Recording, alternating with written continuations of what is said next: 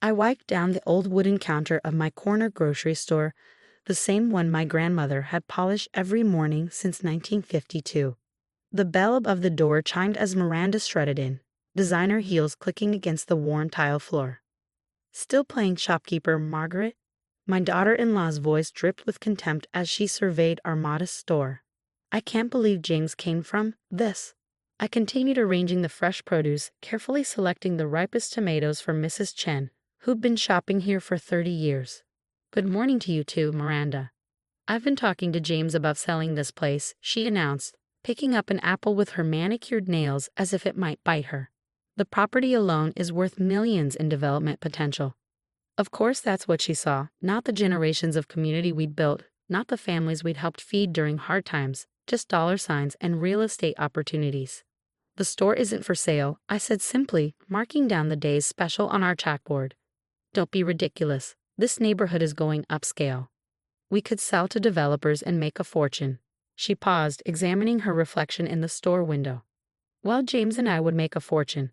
You could have a nice little retirement fund." I had to smile at that. If she only knew. "My grandmother started this store during the Depression," I explained, though I'd told this story before. "She built it from nothing." "Exactly. Nothing. And it's still nothing," Miranda interrupted. "Just a dusty old shop that barely makes ends meet. I've seen the numbers, Margaret. This place is worthless." She hadn't seen the real numbers, of course, just the surface-level books we kept for the local store operation. "I've already spoken to some investors," she continued, pulling out her phone. "They're willing to offer." The bell chimed again. Mr. Rodriguez, our longtime supplier, entered carrying a stack of papers. "Mrs. Margaret, we need your signature on the new international distribution contracts," he said, then froze upon seeing Miranda. "Oh, I apologize. I didn't realize." International distribution.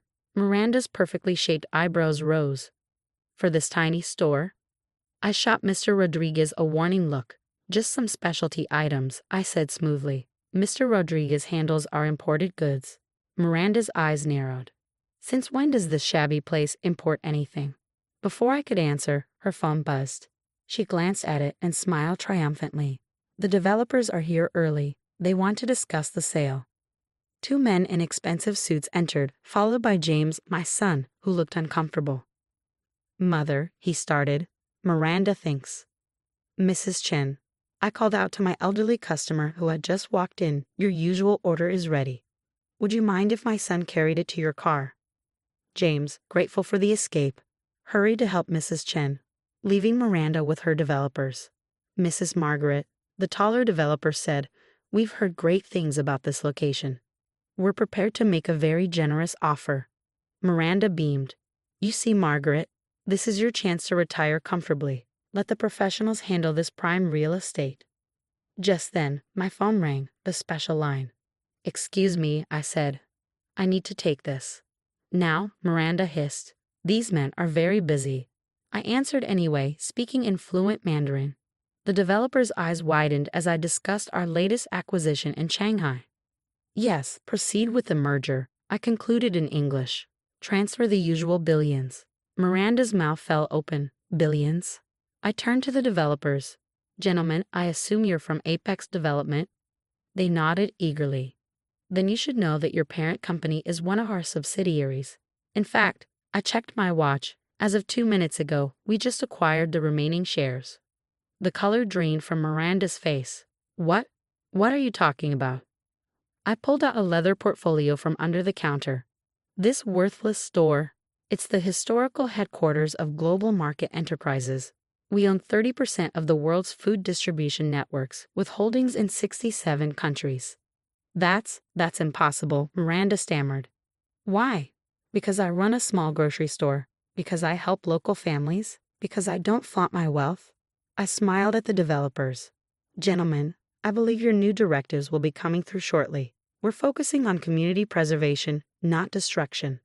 They practically ran from the store, leaving Miranda staring at me as if seeing me for the first time.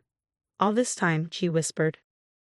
"All this time," I confirmed, "you've been trying to destroy something you didn't understand. This store isn't worthless, Miranda. It's priceless. It reminds us where we came from, who we serve, and why we do what we do. James returned, looking between us. Mother, I'm sorry. I should have told her. Told me what? Miranda's voice rose hysterically. That my little corner store mother-in-law is actually someone who values more than just money? I finished. Yes, that would have been helpful. The special phone line rang again. Excuse me, I said, I have another merger to oversee. James, would you mind restocking the bread aisle? Mrs. Peterson will be in soon for her weekly order. As I headed to my modest office, I heard Miranda sink into a chair, her designer dress crumpling. All this time, she kept whispering, all this time.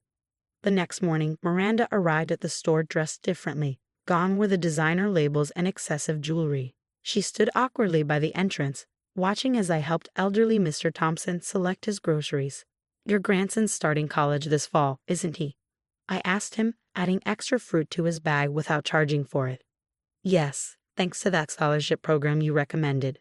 Mr. Thompson beamed. You've always looked out for us, Margaret. Miranda shifted uncomfortably as she witnessed this exchange. After Mr. Thompson left, she approached the counter.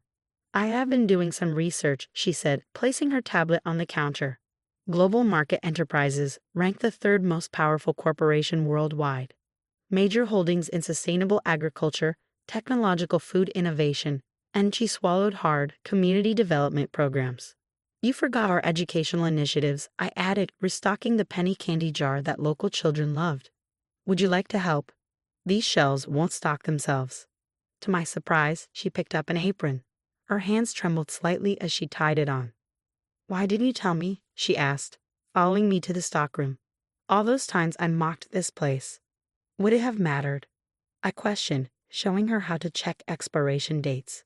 Would you have seen the value of what we do here, or just the numbers in our accounts? Before she could answer, my special phone rang again. This time, I put it on speaker. Mrs. Margaret, a voice said in British accented English. The Royal Agricultural Society is requesting your presence at next month's Global Summit. They're particularly interested in your innovative approach to combining corporate success with community involvement. Tell them I'll send my usual representative, I replied. I have inventory to manage here. Miranda stared as I ended the call. You're turning down the Royal Society for inventory. This store is where it all started, I explained, leading her to a wall of photos. My grandmother believed that true success isn't just about profit, it's about purpose. Every global decision we make starts with the lesson we learned here. Feed the community, support families, build connections. The bell chimed again. A young mother entered, looking worried. Mrs. Margaret, she said quietly, I lost my job last week. I can't afford. Sarah, I interrupted gently, your usual order is ready. We can adjust the payment schedule until you're back on your feet. Miranda watched this interaction with new eyes. How many families do you help like this? She asked after Sarah left. In this store, about 50 right now. Globally, millions through our various programs. I handed her a stack of files. These are the real numbers you wanted to see. As she read through the documents, her hands started shaking again. These profit margins, the charitable foundations, the educational trusts. All started from this worthless little store, I confirmed. Every empire needs a heart, Miranda.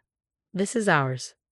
James arrived for his shift, stopping short when he saw his wife in an apron. Miranda? Your wife is learning about inventory management, I explained, hiding my smile. I've been so stupid, Miranda blurted out. All this time I assumed. You assumed wealth only looked one way, I finished. Many people do. The afternoon brought a steady stream of customers, each with their own story, each treated with the same care my grandmother had shown decades ago.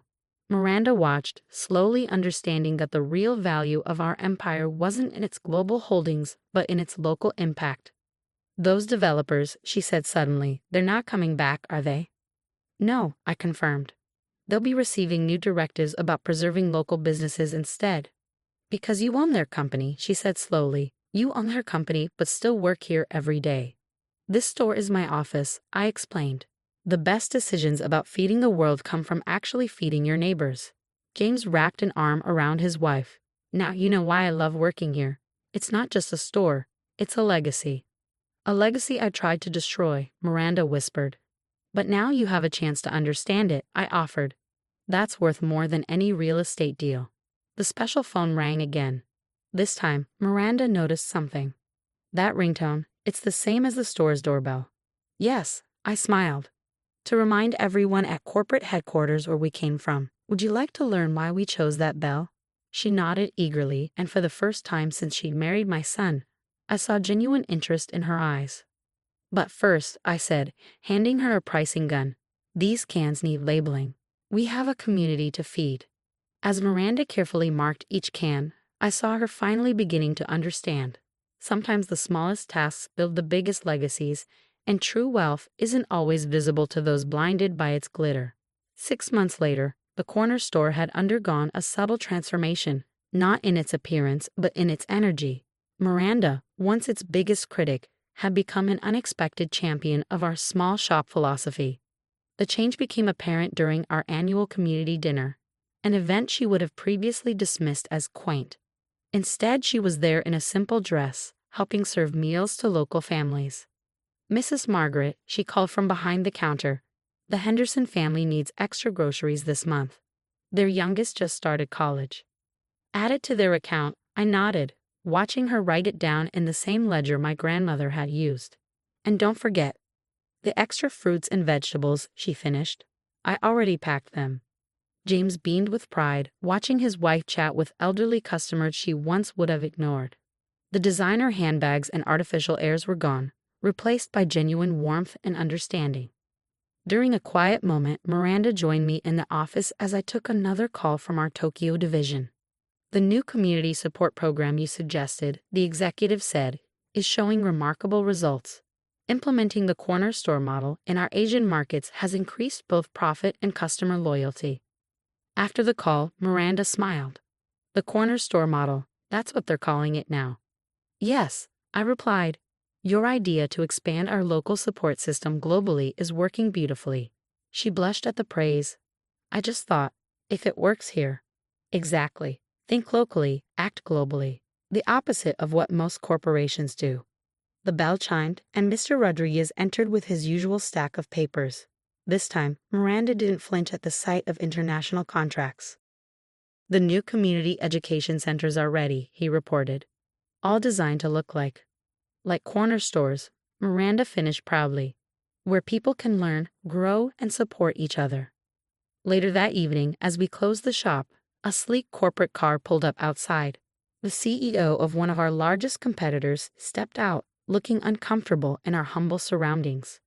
Mrs. Margaret, he began formally, our board would like to discuss a merger. No need for formality, Robert, I interrupted. Help us close up, and we can talk. To everyone's surprise, the powerful CEO found himself stocking shelves alongside Miranda, who explained our inventory system with the expertise of someone who'd learned its true value.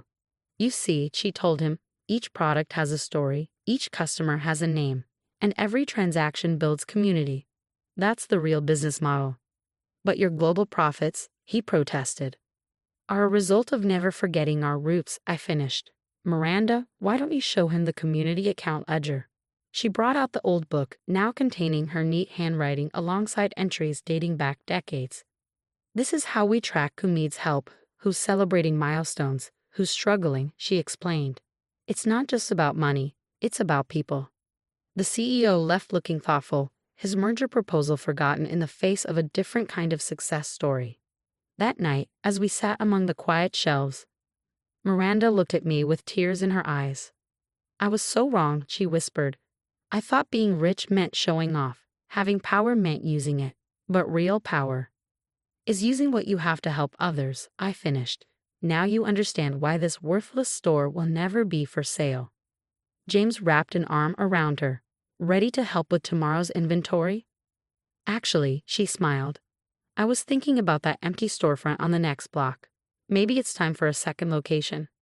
Run the same way, with the same values. I handed her a key. Already bought it. I was waiting for someone to understand the vision before expanding. Miranda clutched the key, understanding the trust being placed in her. I won't let you down.